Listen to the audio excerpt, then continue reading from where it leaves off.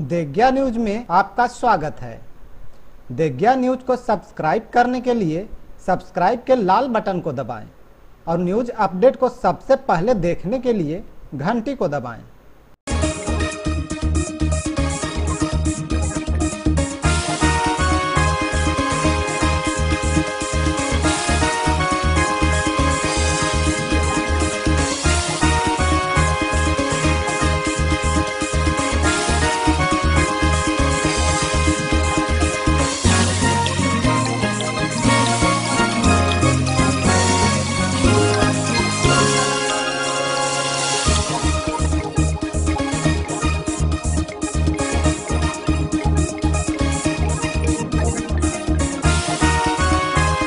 Digya news में आपका स्वागत है। मैं हूं रश्मि। अब एक नजर आज की हेडलाइंस पर।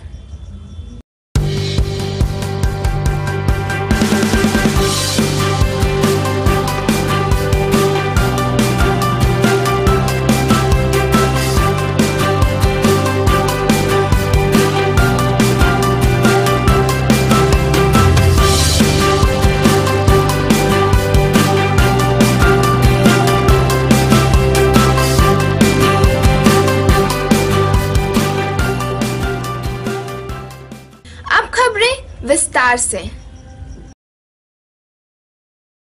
औरंगाबाद में बाइक को बचाने के क्रम में बाराती भरी बोलेरो के अनियंत्रित होकर पलट जाने की वजह से जहां 2 लोगों की मौत हो गई है, वहीं 3 अन्य गंभीर रूप से घायल हो गए हैं। घटना अंबा थाना क्षेत्र के जीवा बिगहा की है। सभी घायलों को तत्काल कुटुंबारे फिर अस्पताल लाया गया, जहां आवश्यक उपचार के बाद सबों को बेहतर इलाज के लिए औरंगाबाद सदर अस्पताल भेज दिया गया है। अंतर्राष्ट्रीय महिला दिवस के उपलक्ष्य पर अखिल भारतीय विद्यार्थी परिषद के द्वारा रेड क्रॉस में एक सेमिनार सह ब्लड डोनेशन कैंप का आयोजन किया गया। सेमिनार का उद्घाटन जिलाधिकारी राहुल रंजन की धर्मपत्नी खुशबू महिवाल ने किया। इस अवसर पर उन्होंने रक्तदान कर महिलाओं को जागरूक किया। श्रीमती महिवाल ने कहा कि महिला घर के साथ साथ अब समाज सेवा में भी बढ़ चढ़कर हिस्सा ले रही है और आज रक्तदान कर समाज को नारी सशक्तिकरण का उदाहरण प्रस्तुत कर रही है। उन्होंने महिलाओं से आह्वान किया कि समाज में रचनात्मक काम कर वे अपनी भूमिका का निर्वहन करें। अखिल भारतीय विद्यार्थी परिषद द्वारा आयोजित रक्तदान शिविर एवं संगोष्ठी का आयोजन किया गया, जिसमें बढ़ चढ़ करके छात्राएं भाग ली। सैकड़ों छात्राएं इसमें मौजूद हुई और उन्होंने बढ़ चढ़ करके हिस्सा भी लिया। नारी पे संगीत, भाषण और अन्य जो भी उनमें प्रतिभा थी वो अपने प्रतिभा का प्रदर्शन किया। हमें उनका सुनने का मिला और हमारे आज कार्यक्रम के मुख्य अतिथि थे हमारे जिला पदाधिकारी की धर्मपत्नी खुशबू महिवाल जी एवं मुख्य वक्ता थी डॉक्टर शोभा रानी जी, जिनका मार्गदर्शन हम सभी को मिला।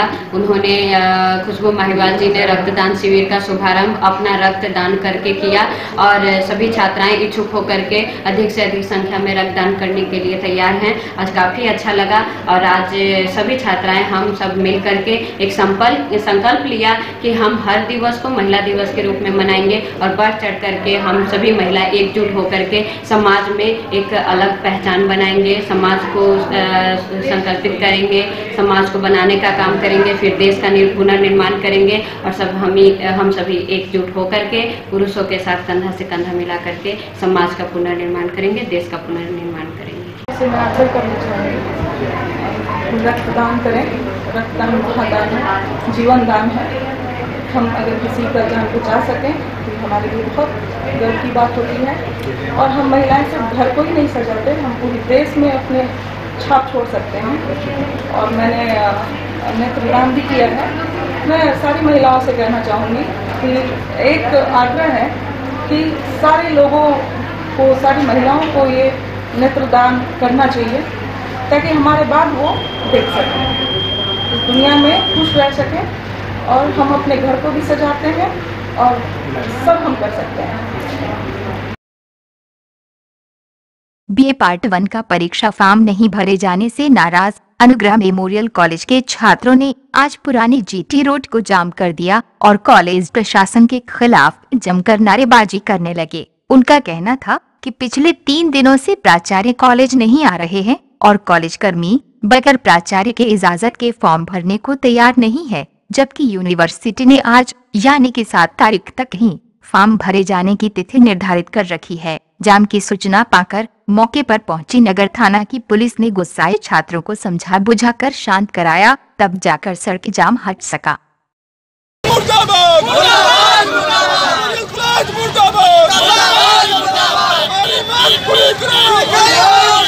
फॉर्म नहीं भरा रहा था हम लोग का पार्ट 1 का, बीएससी पार्ट 1 का। प्रिंसिपल नहीं आ रहे, टीचर आ रहे पर प्रिंसिपल नहीं आ रहे। 3 दिन से बंद है, इनको पास जा रहा है। 7 तारीख को पूरा यूनिवर्सिटी में ये है प्रिंसिपल नहीं आ रहा है कॉलेज में। गए वहाँ पे एमपी के पास, सुशील सिंह के पास, तो वो बोले कि अभी हम एफिस मंत्री से बात करेंगे। रोज मंत्री से बात कर रहा है, शिक्षा मंत्री से। रेगुलर उनका यही मां Vindhyavasini digital India cable network लेकर आया है बेजोड़ वीडियो क्वालिटी के साथ NXT डिजिटल केबल, जहां आप पाएंगे HD सेट टॉप बॉक्स में भी HD वीडियो क्वालिटी। अच्छे वीडियो क्वालिटी के साथ टीवी देखने के लिए आज ही अपने घर में लगाएं NXT digital cable. NXT cable operator बनने के लिए दिए गए नंबर पर संपर्क करें।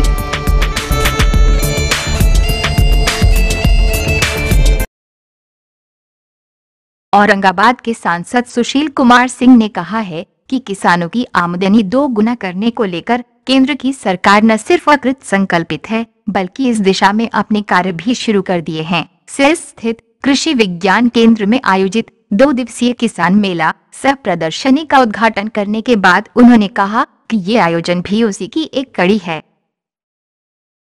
नहीं आप देंगे, अब हम यहाँ पर लगवाए हैं, हमको दीजिए ना। स्वास्थ्य से 40 दिन है। अगर आप टमाटर नहीं होगा, और इसके लिए अगर गेहूं की खेती कर रहे हैं तो गेहूं बोने के 30वें दिन हमें सिंचाई करना चाहिए। पहली पटवन। इसका उद्देश्य किसानों को नई नई जानकारी देना, कृषि के विषय में जो तकनीक है।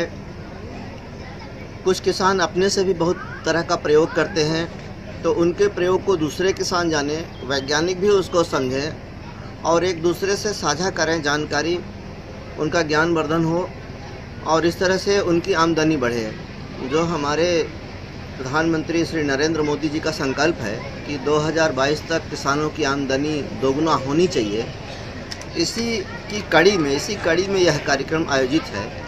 और यह हम लोगों का संकल्प है, हम लोगों की जिम्मेवारी है कि हम किसानों के लाभ के लिए, उनकी आमदनी को दोगुना करने के लिए कैसे क्या प्रयास करें। बहुत सारे प्रयास सरकार ने किए भी हैं, योजनाएं लाई हैं किसानों के लाभ के लिए, और उसी क्रम में यह कार्यक्रम आयोजित है। सर, कुछ योजना जैसे है जो किसान को डायरेक्ट लाभ मिलता हो, जिससे लाभान्वित होता हो, योजना के बारे में सर कुछ बताना चाहेंगे क्या? देखिए, अभी एक बहुत ऐतिहासिक निर्णय भारत सरकार ने लिया है इस बजट में। एकदम डायरेक्ट लाभ की बात आपने पूछा तो मैं आपको बताऊं कि जिन किसान के पास 5 एकड़ तक ज़मीन होगी, यानी हम लोगों के मेज़रमेंट के हिसाब से, मगध के हिसाब से 8 बीघा तक, उनको साल में 6,000 रुपये 3 किस्तों में सरकार के द्वारा दिया जाएगा, एक सहायता के रूप में। इसके बदले में कोई और सुविधा उनसे छीन ली जाएगी या नहीं दिया जाएगा, ऐसा कुछ नहीं है। ये बिल्कुल एडिशनल है, अतिरिक्त है। तो ये निर्णय ऐतिहासिक है और ये 1 साल या 2 साल या 5 साल के लिए नहीं है, ये हमेशा हमेशा के लिए है। ये कोई तात्कालिक लाभ नहीं है कि एक बार माफ़ी कर दी और फिर किसान आगे भी कर्ज में डूब गया। नहीं, ये परमानेंट है और हमेशा हमेशा के लिए है। इसके लिए भारत सरकार ने प्रतिवर्ष 75,000 करोड़ रुपए की राशि भी निर्धारित कर दी है। अंतर्राष्ट्रीय महिला दिवस के उपलक्ष्य पर शहर के एक निजी होटल के सभागार में महिलाओं की दशा एवं दिशा पर एक संगोष्ठी का आयोजन किया गया, जिसमें सामाजिक कार्यों से जुड़ी महिलाएं एवं छात्राओं ने भाग लिया। संगोष्ठी में महिलाओं ने अपने विचारों को रखते हुए कहा कि आज राजनीतिक क्षेत्र में भले ही महिलाओं को आरक्षण दिया गया है, लेकिन उसका उपयोग पुरुष प्रधान समाज करता है। प्रतिनिधि के रूप में चुनकर आई महिलाएं सिर्फ बैठकों में शामिल होने तक ही सीमित रह गई है। पुरुष समाज को अपनी इस सोच के दायरे से निकलकर उन्हें उनके अधिकारों के प्रति जागरूक करना होगा। सिर्फ एक दिन इस दिवस को मना लेने से हमारी समस्याएं समाप्त नहीं होती। आज हमें आधी आबादी और आधी दुनिया की संज्ञा से विभूषित किया गया है, लेकिन धरातल पर यदि देखें तो सच्चाई कोसों दूर है। महिलाओं को अधिकार तभी मिल सकता है जब वे शिक्षित होकर स्वावलंबी बने और अपने कर्तव्यों का निर्वहन करें। महिला दिवस के अवसर पर आज जिले की सभी महिलाओं को मैं बधाई देती हूँ। ये 8 मार्च का एक दिन का उत्सव नहीं मनाया जाना चाहिए। महिला दिवस तो हर रोज़ होनी चाहिए। और ये आज हम हर क्षेत्र में हम तो आगे बढ़े हैं, लेकिन अभी हमें उत्तरोत्तर विकास की ज़रूरत है और इसके लिए पुरुष वर्ग का समर्थन जरूरी है। आज पंचायत चुनाव में आरक्षण तो मिला, 50% आरक्षण मिला, लेकिन फिर भी उनके अधिकारों को कुछ लोगों ने अतिक्रमण कर रखा है। तो मैं चाहूँगी कि जब अधिकार मिले हैं तो उसके साथ कर्तव्य भी जुड़ा हुआ है और वो महिला खुद से काम करे, खुद ही सभी क्षेत्रों में जाएगी, वो समझेगी, अपना उसका ज्ञान बढ़ेगा, उसका दायरा बढ़ेगा और ब्लॉक में, जिला में वह खुद से काम करने के लिए ऐसी महिलाओं को प्रशिक्षित करने की ज़रूरत है, जागरूक करने की ज़रूरत है। हमने देखा है शुरू से ही महिलाओं को जब भी मौका मिला, जिस क्षेत्र में उन्हें मौका मिला, उन्होंने अपने आप को सिद्ध करके दिखाया है। आज भी महिलाएं 2ym दर्जे का जीवन जी रही है, घर और बाहर दोनों संभाल रही है। महिलाएं पुरुष से आगे निकल चुकी है और इन्हें और अधिक आगे बढ़ाने की आवश्यकता है, क्योंकि ये सामाजिक बदलाव है और ये कुछ समय लगेगा, इसमें वक्त लगेगा। तो इसलिए महिलाओं को उपभोग की वस्तु नहीं बल्कि उपयोग की वस्तु समझकर उसे उपयोगी मानते हुए समाज में हर क्षेत्र में इन्हें आगे बढ़ाएं। जलभरी के साथ ही शनि मूर्ति प्राण प्रतिष्ठा एवं शनि महायज्ञ की शुरुआत हो गई है। जलभरी के इस कार्यक्रम में सैकड़ों की संख्या में श्रद्धालुओं ने भाग लिया। पवित्र अद्री नदी से हाथों में जल लेकर श्रद्धालु धर्मशाला मोड़ स्थित संकट मोचन मंदिर पहुंचे और उसे यज्ञ वेदी पर स्थापित किया। आज से शुरू हुआ ये अनुष्ठान 10 मार्च तक चलेगा और 11 मार्च को पूर्णाहुति तथा भंडारे के साथ इसका समापन होगा। 8 मार्च से 10 मार्च तक संध्या में संतों के द्वारा प्रवचन का आयोजन होगा, जिसमें श्रद्धालु श्री कृष्ण एवं भगवान श्री राम के अलौकिक कृतियों का रसपान करेंगे।